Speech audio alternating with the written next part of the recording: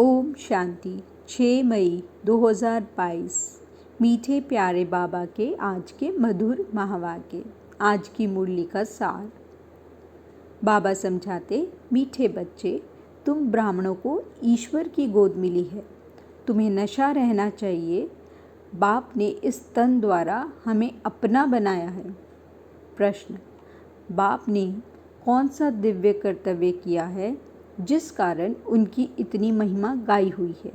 उत्तर, पतितों को पावन बनाना, सभी मनुष्यों को माया रावण की जंजीरों से छुड़ाना। यह दिव्य कर्तव्य एक बाप ही करते हैं। बेहद के बाप से ही बेहद सुख का वर्षा मिलता है, जो फिर आधा कल्प तक चलता है। सतयुग में है गोल्डन जुबली, त्रेता में है सिल्वर जुबली। वह सतो प्रधान, वह सतो, दोनों को ही सुखधाम कहा जाता है। ऐसे सुखधाम की स्थापना बाप ने की है, इसलिए उनकी महिमा गाई जाती है। गीत, इंसाफ का मंदिर है ये। ओम शांति। बाप और दादा मिल करके बच्चों को समझाते हैं। कभी बाप समझाते हैं, कभी दादा भी समझाते हैं, क्योंकि यह शरीर दादा का भी घर है। परमपिता परमात्मा तो रहते हैं परम धाम में। ज़रूर कोई समय में उनका यह भारत ही घर होता है, तब तो शिवरात्रि मनाई जाती है। शिव के बहुत मंदिर भी हैं, तो सिद्ध होता है कि भारत खंड में ही उनका आना होता है, पतित को पावन बनाने व सभी मनुष्यों को माया रावण की जंजीरों से छुड़ाने। क्योंकि अब रावण का राज्य है। रावण को जलाते भी भारत में हैं। शिवरात्रि और कृष्ण जयंती भी भारत में ही मनाते हैं। रावण का राज्य भी आधा कल्प चलता है। फिर बाप आते हैं पतितों को पावन बनाने। बस एक ही बार पावन बना देते हैं, फिर आते ही नहीं। बाप का नाम भारत में प्रसिद्ध है। ज़रूर कोई दिव्य कर्तव्य किया है, तब तो उनका नाम है। मनुष्य को तो पावन बना न सके। पतित पावन एक ही बाप को कहा जाता है। स्वर्ग नर्क यह नाम भी भारत पर ही पड़ा है। भारत 5000 वर्ष पहले स्वर्ग था, उनको परिस्तान भी कहा जाता है, तो ज़रूर बाप से वर्षा मिला है। बाप अक्षर बहुत मीठा लगता है, उनसे ही बेहद सुख का वर्षा मिलता है, जो सुख आधा कल्प चलता है, जिसकी गोल्डन जुबली सिल्वर जुबली मनाते हैं। सतयुग को गोल्डन जुबली, त्रेता को सिल्वर जुबली कहते हैं। वह सतो प्रधान, वह सतो, दोनों को मिलाकर सुखधाम कहा जाता है। नंबर 1 है सूर्यवंशी, सेकंड नंबर चंद्रवंशी। बाप जब इस भारत खंड में आते हैं तो भारत को पावन बनाते हैं। फिर जब भक्ति शुरू होती है तो कलाएं कमती होती जाती हैं। झाड़ जड़ जड़ी भूत तमो प्रधान बन जाता है। सब भक्त बन जाते हैं। साधु भी साधना करते हैं बाप को पाने के लिए, अर्थात मुक्ति जीवन मुक्ति धाम जाने के लिए। आधा कल्प भक्ति करते हैं बाप को पाने के लिए। जब वह समय पूरा होता है तो फिर बाप आता है भक्तों को सुखी बनाने। सतयुग में तो सुख शांति संपत्ति सब है। वहाँ कभी अकाले मृत्यु नहीं होती है, कभी रोते पीटते नहीं। यह कौन समझाते हैं? बेहद का बाप, उनका नाम भी चाहिए ना। कलयुग में है ही अंधियारा, भक्ति मार्ग की ठोकरें खाते रहते हैं। स्वर्ग में तो दुख की बात होती नहीं, सब सुखी रहते हैं, इसलिए भगवान को पुकारते नहीं। सतयुग को सुखधाम, कलयुग को दुखधाम कहा जाता है। वल्लभाचारी वैष्णव लोग समझते हैं कि सतयुग में लक्ष्मी नारायण का राज्य था। यथा राजा रानी तथा प्रजा सुखी थे, उसको गोल्डन एज कहा जाता है। सतयुग से लेकर जो चक्र में आते हैं उनके ही 84 जन्म होंगे। बच्चों को समझाया है कि यह झाड़ है, सब पत्ते इकट्ठे नहीं आएंगे। सतयुग में एक ही आदि सनातन देवी देवता धर्म था, उनको हिंदू नहीं कहेंगे। देवी देवताएं तो सर्वगुण संपन्न 16 कला संपूर्ण गाए जाते हैं। जो उन्हों के पुजारी हैं तो वह ज़रूर उसी धर्म के होने चाहिए। क्रिश्चियन क्राइस्ट को याद करते तो उस धर्म के हैं ना। फिर भारतवासियों ने अपने देवी देवता धर्म का नाम क्यों गुम कर दिया है? तुम जानते हो, हम सो देवता थे, हम ही जन्म मरण में आते हैं। हम सो देवता क्षत्रिय बनते हैं, 84 जन्म लेते लेते अंत में आकर शूद्र बनते हैं।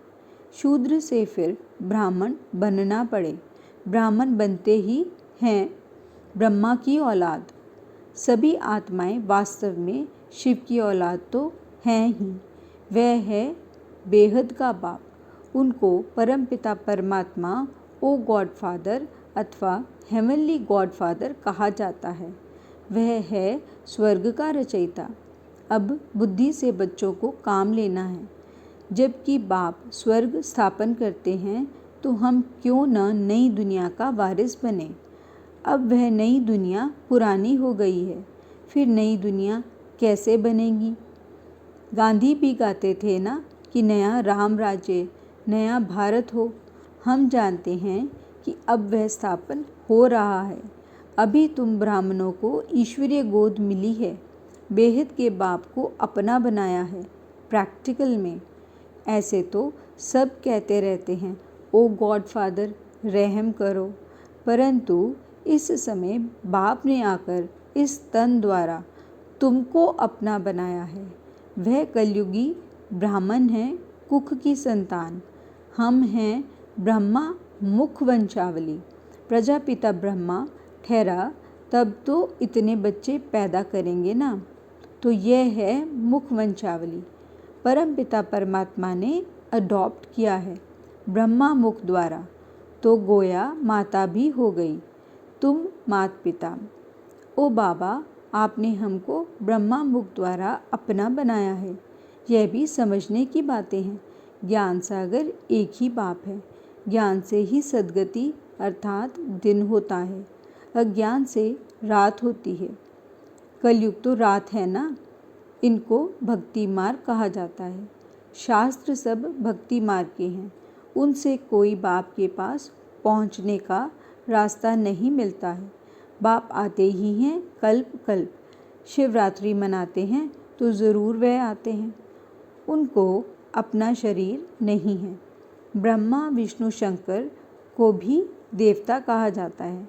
ब्रह्मा देवताय नमः, विष्णु देवताय नमः, फिर शिव परमात्माय नमः।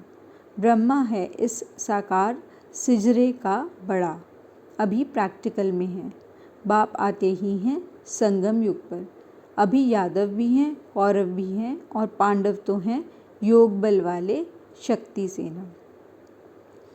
तो अभी तुम बच्चे जानते हो, शिव बाबा प्रैक्टिकल में ब्रह्मा तन में पधारा है। उस निराकार शिव का मंदिर भी है। शिवरात्रि मनाई जाती है, परंतु गवर्नमेंट ने शिव जयंती की छुट्टी भी निकाल दी है।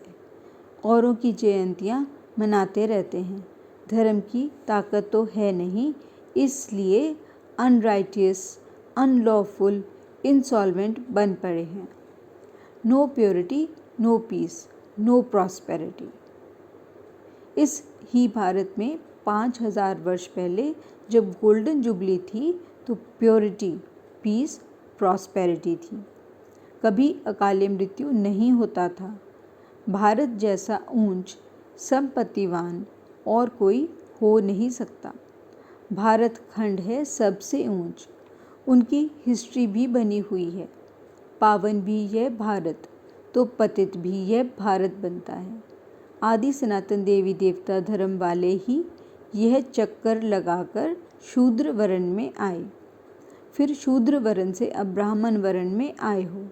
देवताओं से भी ब्राह्मण वर्ण ऊंच चोटी पर है। सतयुगी देवताओं की जो महिमा है वह बाप की महिमा से अलग है। बाप को कहते हैं ज्ञान का सागर, आनंद का सागर।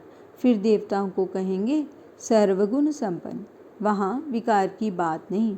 शास्त्रों में तो बहुत गपोड़े लगा दिए हैं कि कृष्णपुरी में भी कंस रावण आदि थे। वास्तव में तो इस समय कंसपुरी है, फिर सतयुग में होगी कृष्णपुरी। यह है संगम।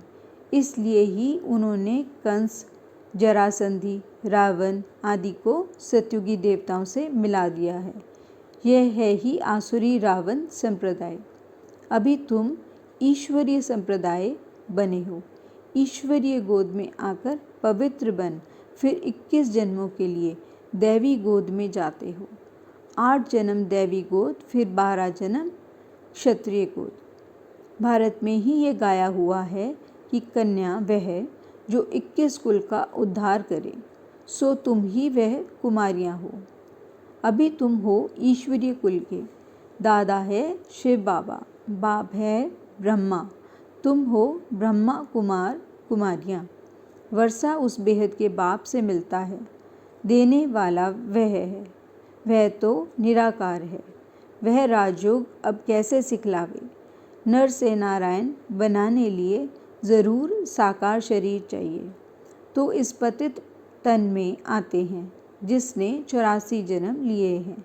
यह बड़े से बड़ी यूनिवर्सिटी है जहाँ स्वयं गॉड बैठ राजयोग सिखलाते हैं, राजाओं का राजा बनाने। गीता का रचयिता कृष्ण नहीं, गीता माता ने कृष्ण को जन्म दिया। जो देवता बने उन्हों को जन्म मिला शिव बाबा से। कृष्ण को जन्म मिला बाइबल से, क्राइस्ट द्वारा। तुमको भी ब्राह्मण से देवता किसने बनाया? शिव बाबा ने, ब्रह्मा मुख द्वारा। यह तुम्हारा है बेहद का संन्यास। वह है हद का रजोगुनी संन्यास। वह निवृत्ति मार्ग का संन्यास। तुमको वैराग्य आया है इस पुरानी छीछी दुनिया से। तुम जानते हो कि यह तो अब खत्म होने वाली है।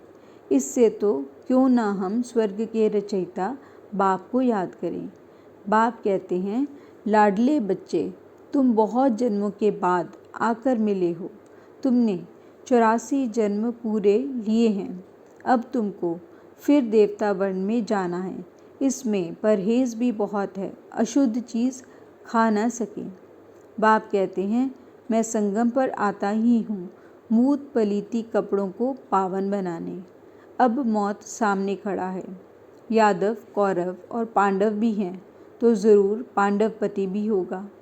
पांडवपति पिता परमात्मा को कहेंगे। तुम फिर हो पंडे, राह बताते हो सुख धाम शांति धाम की। इसलिए तुमको पांडव शिव शक्ति सेना कहा जाता है। यादव यूरोपवासी तो अपने ही कुल का नाश करते हैं। भारत में हैं पांडव और कौरव, जिनके लिए कहते हैं कि असुर और देवताओं की युद्ध चली। तुम अभी तो देवता नहीं हो, बनना है। श्रीमत से तुम स्वर्ग के मालिक बनते हो। बाकी सब की है आसुरी रावण मत। आधा कल्प रावण की मत चलती है। अभी तो सारी दुनिया तमो प्रधान है। यह है रुद्र ज्ञान यज्ञ, जहाँ बाप बैठ राजयोग सिखलाते हैं। जब राजाई स्थापन हो जाती है तो यह विनाश ज्वाला प्रज्वलित होती है। यह ज्ञान प्राय लोप हो जाता है। फिर ड्रामा अनुसार जो भी शास्त्र हैं भक्ति मार्ग के वही निकलेंगे। सन्यासियों के फॉलोअर्स बहुत होंगे। सभी पाप धोने गंगा पर जाते हैं। अब गंगा नदी तो किसी को पावन कर नहीं सकती। वह तो पानी के सागर से निकली हुई है। ज्ञान गंगाएं तुम हो जो ज्ञान सागर से निकली हो। बाकी गंगा कोई पतित पावनी होती नहीं है। बच्चों को फिर से भक्ति का फल बेहद सुख का वर्षा देने आया हूँ।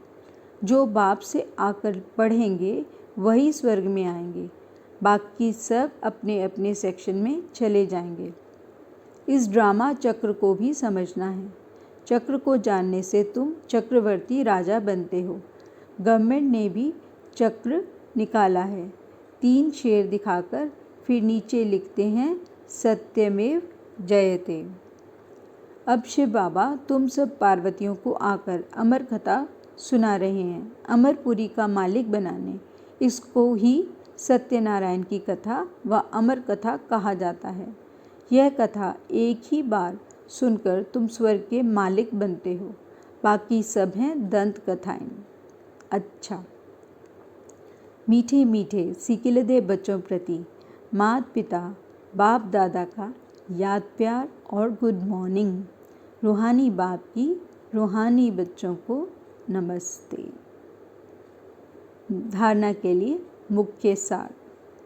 पहला पॉइंट, देवता वर्ण में जाने के लिए भोजन की बहुत परहेज रखनी है। कोई भी अशुद्ध चीज़ नहीं खानी है। दूसरा पॉइंट, इस पुरानी छीछी दुनिया जो कि अब खत्म होने वाली है, इससे बेहद का वैराग्य रख स्वर्ग के रचयिता बाप को याद करना है। वरदान, अपनी शक्तियों व गुणों द्वारा निर्बल को शक्तिवान बनाने वाले श्रेष्ठ दानी व सहयोगी भव। श्रेष्ठ स्थिति वाले सपूत बच्चों की सर्व शक्तियाँ और सर्वगुण समय प्रमाण सदा सहयोगी रहते हैं। उनकी सेवा का विशेष स्वरूप है बाप द्वारा प्राप्त गुणों और शक्तियों का अज्ञानी आत्माओं को दान और ब्राह्मण आत्माओं को सहयोग देना, निर्बल को शक्तिवान बनाना, यही श्रेष्ठ दान व सहयोग है। जैसे वाणी द्वारा व मनसा द्वारा सेवा करते हो, ऐसे प्राप्त हुए गुणों और शक्तियों का सहयोग अन्य आत्माओं को दो, प्राप्ति कराओ। स्लोगन, जो दृढ़ निश्चय से भाग्य को निश्चित कर देते हैं, वही सदा निश्चिंत रहते हैं। अच्छा, ओम शांति।